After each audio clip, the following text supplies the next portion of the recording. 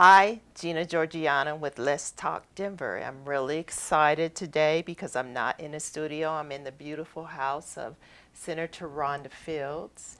Thank you for having us. And we're going to get into it and let you do what you do, talk to us. And Well, I'm so excited to have you in my home. thank you for having us. I mean, it's really beautiful. So let's talk about what you're doing, what you're into, and, talk about what's important for you right now. You know, what's important for me right now is just thinking about preparing for the holidays. Like what I'm going to do for Christmas Eve and what I'm going to be doing for Christmas Day and what I'm going to be doing for New Year's Eve, doing some baking. I still have a Christmas shopping to do and Christmas wrapping. You know, I already bought some things that, wrapping is like, it's time consuming. Mm-hmm. And then on top of that, I still have work. So it's trying to balance the holidays and work and life. So that's what I'm doing. I'm trying to wrap this year up, and I'm looking forward to the new year. Yeah. So what do you have on the horizon for the new year? For the new year, I'm going to be entering my last and final session as a state senator. I've been serving for 15 years. I started in the House of Representatives. I completed my term there. Then I went into the Senate, and we're term limited. And the term limits are 8 years per chamber. Mm-hmm. So I'm going to be concluding my 8th year as a senator for the state of Colorado coming up in 2024. Wow. And so I'm excited about that, to leave that journey behind. I've been able to accomplish lots of great work. You have. And I'm already planning to run for county commissioner. So I'll be on the ballot in November of 2024, running for county commissioner for the district that I currently serve and I work in, and that's Arapahoe County. Right. And you guys should know that Senator Field has never lost any of her any of her campaigns. So you guys should know that. So if she says that she's going to run for county commissioner, she's definitely probably going to win it. So well, thank you for claiming that already. Yeah, we just have to put that out there and manifest that, right? Yeah. So thank you. As far as, so that's 2024, right? Yes. Yeah. So that's going to be a big race because that's also a presidential race. And so on the ballot will also be Biden, because I know he'll probably be the Democratic nominee. Mm-hmm. And, I hate to say it, but it looks like Trump might be the Republican nominee. And when there's a presidential race, it always brings more people to the polls. Yeah. But, I feel like all politics is really local, and people should really be mindful of local races that are going on across our city, because they impact, the daily lives of our neighbors and our citizens. So we just need to make sure that we vote every time there's an election. Yeah, I agree. So as far as the county commissioner, what type of legislation and things like that would that entail? Yeah, and so with county commissioners, we don't want, I'm already claiming we, like I'm already a county commissioner. But county commissioners are like CEOs. They're chief financial officers. So what they do, this is the exciting part about the job, is at the state level, we fund city government. So like in Arapahoe counties, there's 13 cities. And so when money comes from the feds or if they come from the state, county commissioners ensure the governance of all the county services. So that's public health, that is child welfare protection, that's workforce development, that's open spaces, protecting our air, water, and land, and just all the services that we just are accustomed to making sure that those resources are available. So county commissioners fund those kinds of things and making sure they're efficient and available to support the needs of our neighbors and our community. So that's something that we don't even think about as far as local government is concerned. And, you're right about, we should, vote and make sure that, we think about our local, Yes. positions that are open because, those are the things that affect our daily lives. That is so very true. Yeah. What's different than Denver? Denver is a county, so their city council people are also commissioners. Oh. So if you are in a city, like Aurora is not a county, neither is Littleton, neither is Inglewood, neither is Centennial, neither is Bennett. So when you have a city that's not a city and county, then it's the county commissioner that oversees the governance of resources for those cities. So that's Arapahoe. Yes, So that- Arapahoe County. Okay, so that you would oversee all of those, all of the different cities. Yes, 13 Yes. of them. And then also, it's like 9 school districts that report up into Arapahoe County. And then also there's 400 special districts. Oh, wow. So, so that's a lot. And Arapahoe County is one of the fastest growing counties in Colorado. And when I say the fastest growing is because of the focus on economic development and housing. Because there's a lot of dirt in Arapahoe County, not much in Denver. It's really kind of compressed. But there's a lot of opportunity for us to grow affordable housing in Arapahoe County.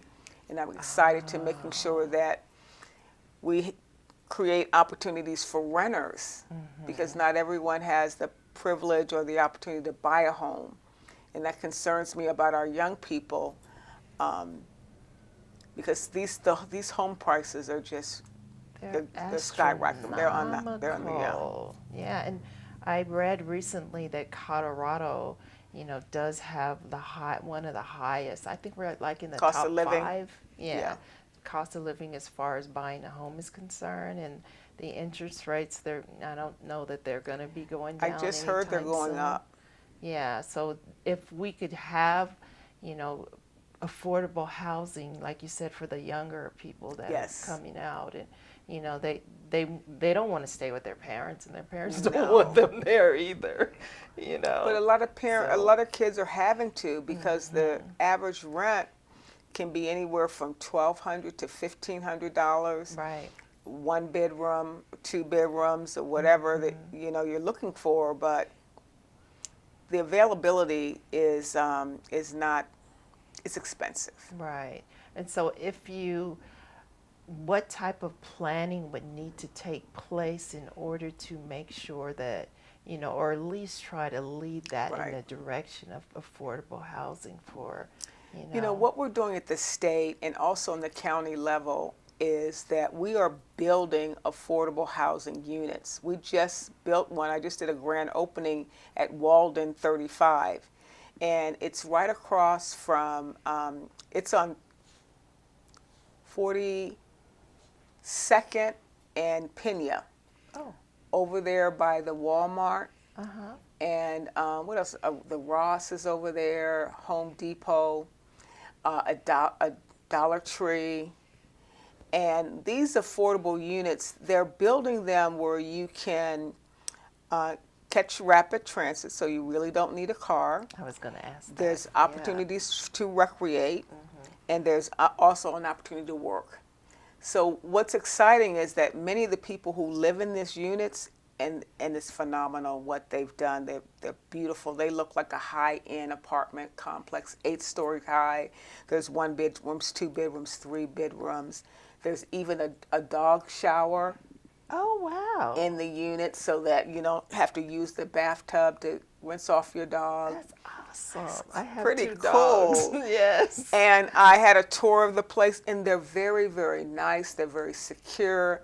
And many of the people that live in these affordable units, and it ranges in reference to your income, is they work right across right there.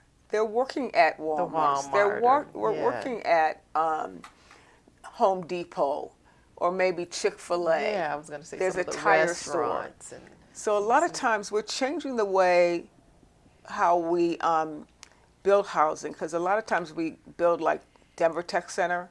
It's like industrial, but if you live in a city, you might not have the transportation to get there. Like we have this Amazon that's kind of out there, but getting to work is a challenge for some people. Right. So transportation and housing and where you work, all of that has to be considered when we think about affordable housing.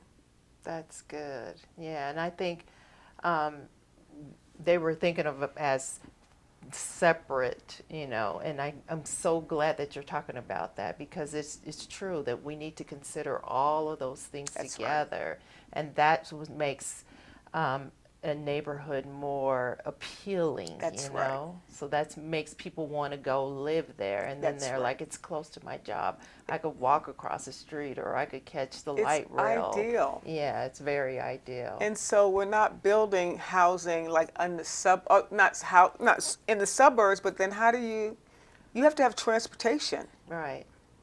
Now I live in Aurora, so the 15 is like right out front. And so a lot of people need to get access. And if you live in Denver, Aurora, and the jobs are less out south, and you have to take a car, 3 or 5 buses or light rail. Yeah, and the other thing is to consider is when you build communities like that, it reduces congestion. That's right. On the highways, it reduces pollution. So that's the other factor. So the footprint, yes, it does. Yeah, so that's a good thing. So that's what affordable housing looks like in Colorado and probably other states as well. So let's talk a little bit about your past and what led you to this. You know, this. Well, I had a very, very happy childhood, and I grew up in a military family. My dad was a soldier, and my mom was a military wife. Oh, wow. So I had an opportunity to travel overseas in Europe, and the way it worked, my dad was in the Army. He would be stationed at a place maybe for 4 years.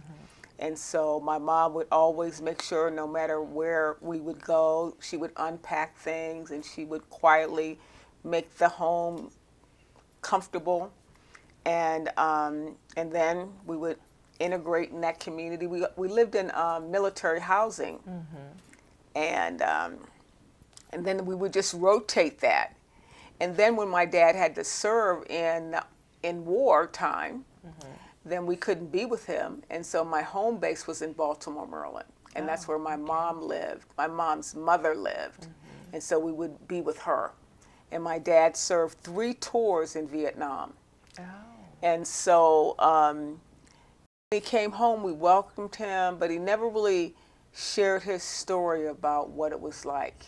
He never really talked about it. My mom never gave me the impression that she was afraid or she had some concerns. I mean, she just made sure everything was safe and I was fed, and I never really realized the complexity of what it was like for her.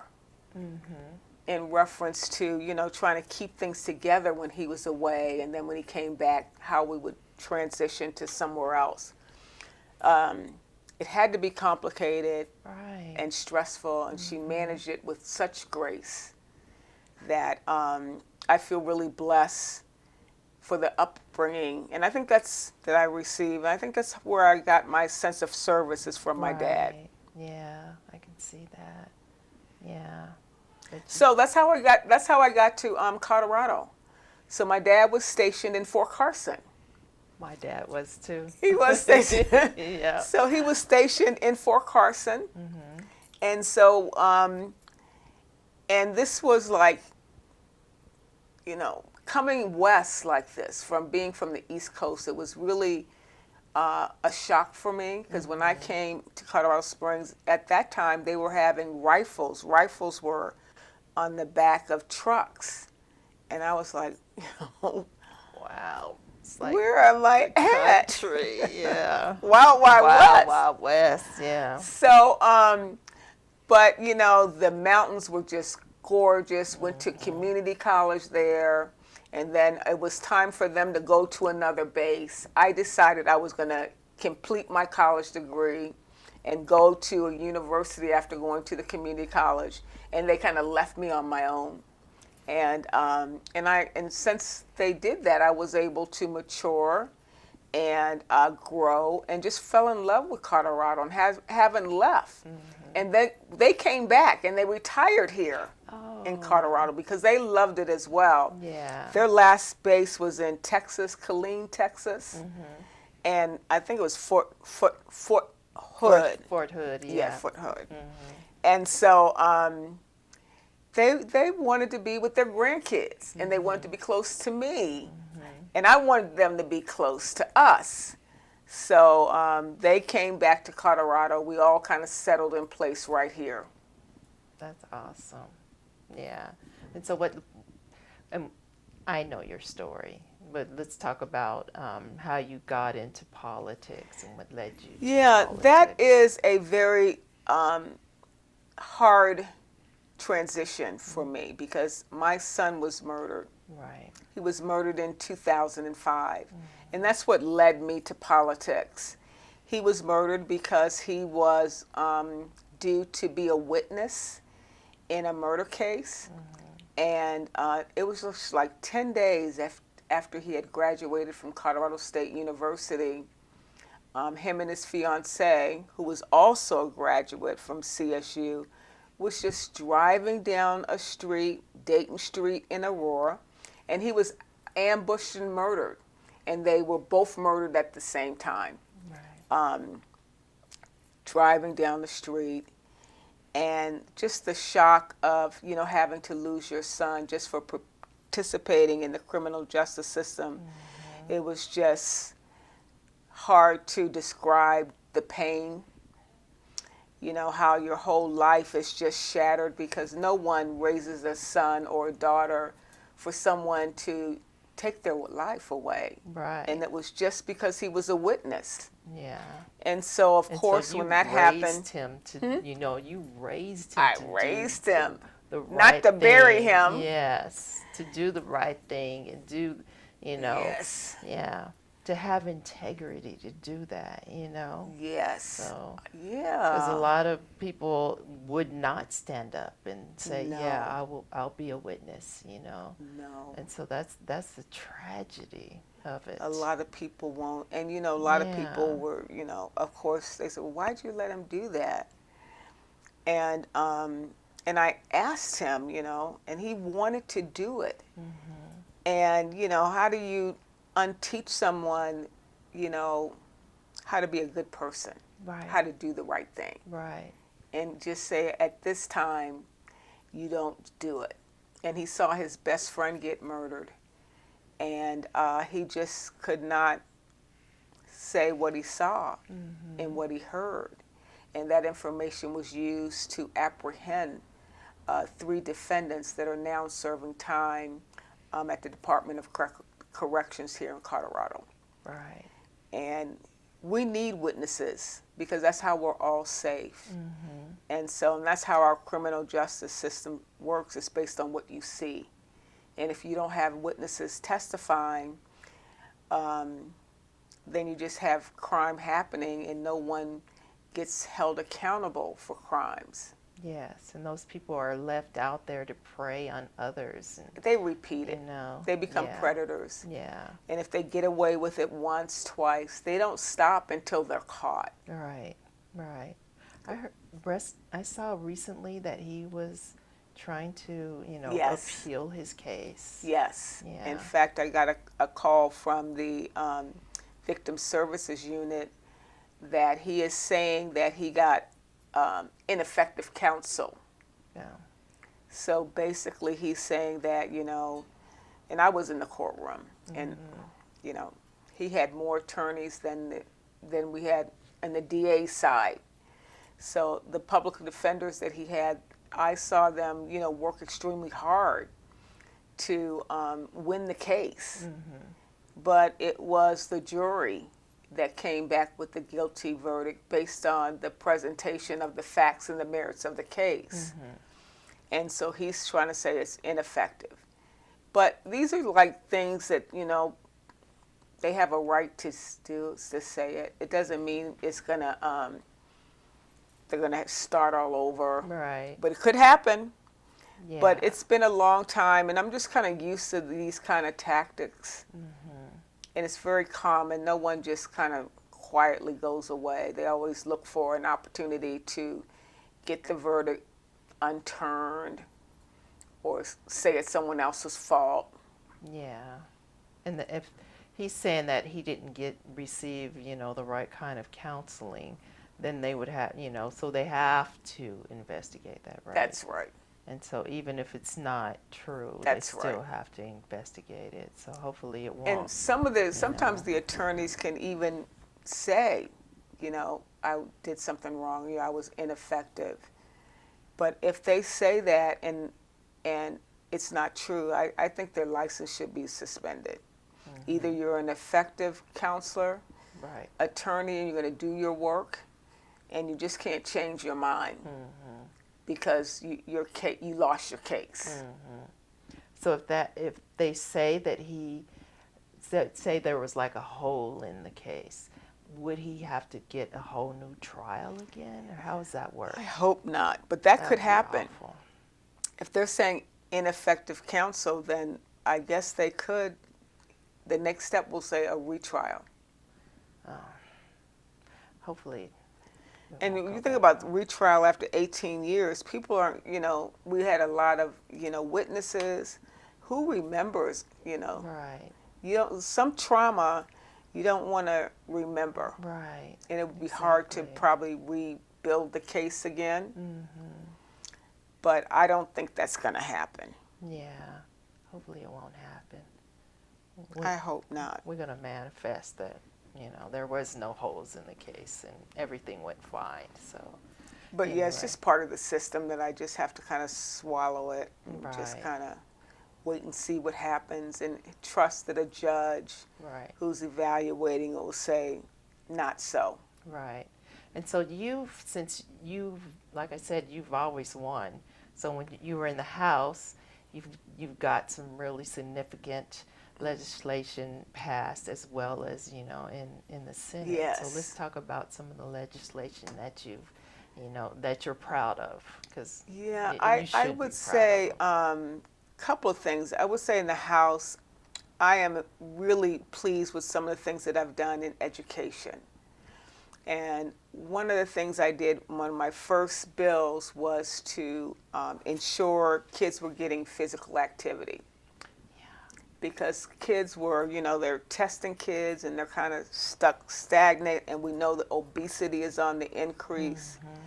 And it's hard to be in chairs, even for me, all day right? long. Exactly. So this bill requires 30 minutes of physical activity a day, and you can break that up into 15 minutes chunks to get kids moving.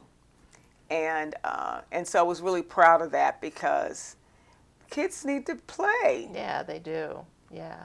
And you lose your attention sometimes. Right. And so and sometimes it's like when you go out and play and say you're stuck on something, you go out and play, you can come back and have better concentration. Yeah, it'll come to you after you've had a little break and you've done some physical activity. So that's awesome that you. So, that's a bill that I addressed. Another bill that I did in the House was a bill to address bullying.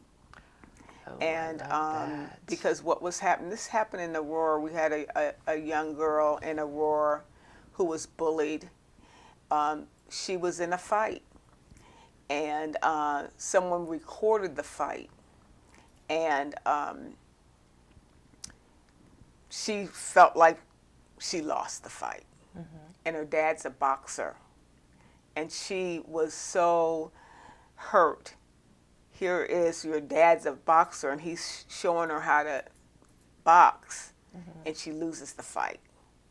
And she gets teased and bullied at school, and they're putting it all on Facebook and things, and she just couldn't handle it, and she ended up killing herself. And the sad part about this is that she didn't tell her parents about it, but the school knew about it. And so the school saw the tape and they never told the parents. So they had no idea she was depressed. 9 years old. Oh my goodness. She was 9. That's awful.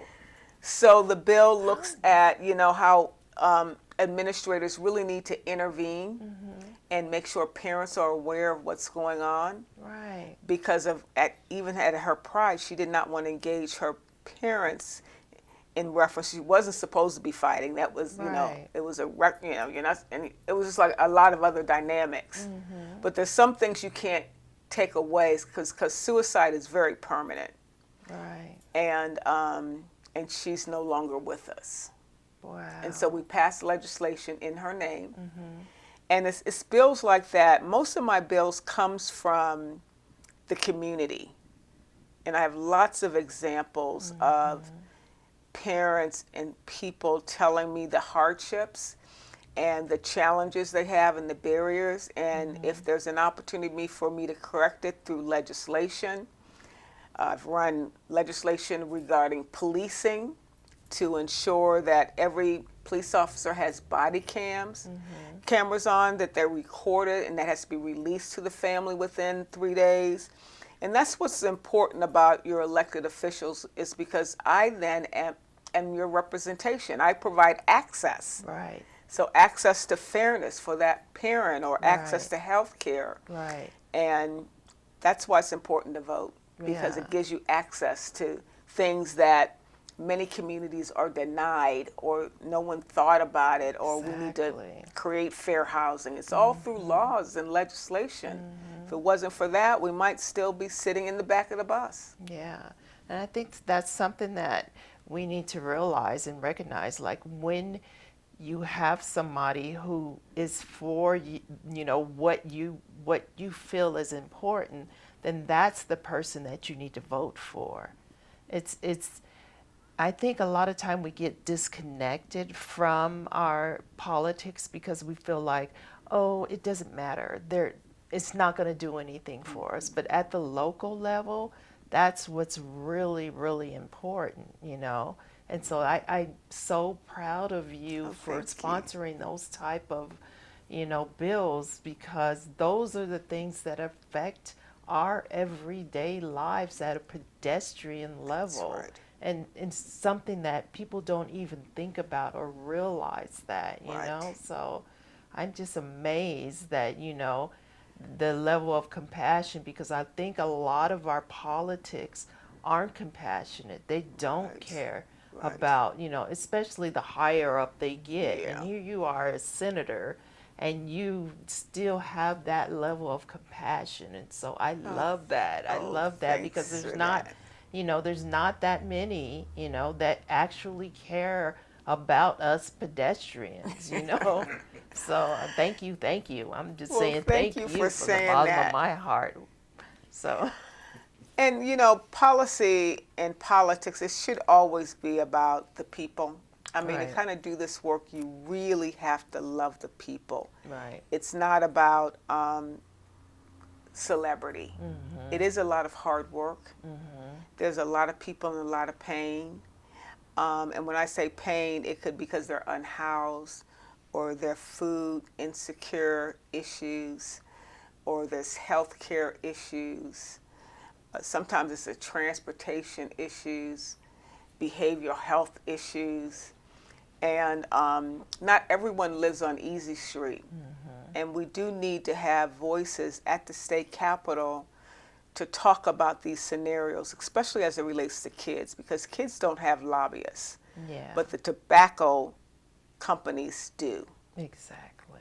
And, so we have these lobbyists that are down there trying to influence, taxation or different laws. And then we need to make sure that we have laws to protect our environment, and to protect our seniors, and to protect our veterans. And there's just so many different areas that we need to making sure that government is working for everybody. Right. And that's what we pay taxes for. Our That's right. taxes dollars should, help us, you know. And I think people are like, oh, that's socialism and things like that. No, that's not socialism. No, that's not. That's what our tax dollars are for, is to protect us, you know, and make sure that our lives are, you know, better. That's you know, right. I'm not saying that it's to make us rich. It's just to make sure that our everyday lives, That's right. and that we're not plagued with things that are unnecessary. So That's right. yeah, I appreciate that. So let's talk about the cooking factor, because you did a little cooking session Yes. with us, and so let's talk about that and how you got into, you know, because your love of cooking. Let's I talk about love to cook, and I think I got this from my grandmother. And you know, I'm from a family that everything we do is centered around the kitchen. It's around the stove. So the kitchen is the heart of the home. And so my grandmother was a great cook. My mom was a great cook. All of her sisters was a great cook. And no one ever told me how to cook. I would just kind of watch them and picked up from them, tasting. I never saw them like, you know, just they pinch here, pinch there, taste it, you know. And it was just an art. And we just all loved food. And we would gather together all the time. You know, my aunts would live down the street, round the corner, you know. It was just different. Families I don't think are like this now. Right. But we would always get together around food. And so raising my own family, and then I just kind of used those same traditions and loved cooking. But I wanted to deviate from what I learned. So I was interested in trying new things. And so I like watching cooking shows, and I like to spice up the kitchen, and maybe not do a fried bologna sandwich, and you know, try to do something else that, you know, is kind of interesting. So yeah, so you guys are gonna love this, because you made a cobbler, right? A peach cobbler. Yes. So we're gonna throw that together with this segment, and so you'll get to see Senator Fields cooking, and so hopefully you'll learn something from it. You'll learn some tips on cooking from her. So thank you. Thank you so much for You're sitting down welcome. with me. I appreciate it, and I'm sure our viewers are going to appreciate it too. I'm Gina Georgiana, and this is Let's Talk Denver.